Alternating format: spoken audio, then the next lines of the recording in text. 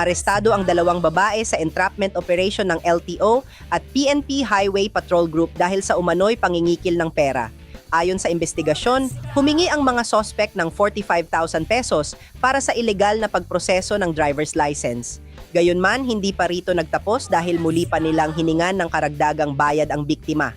Dahil dito, nagsagawa ng entrapment operation ng LTO at PNP-HPG na nagresulta sa kanilang pagkakaaresto. Nahaharap ngayon ang mga sospek sa kasong paglabag sa Republic Act 11032 at usurpation of official functions. Samantala, muling iginiit ng LTO na mahigpit nilang nilalabanan ang mga LTO fixer sa buong bansa.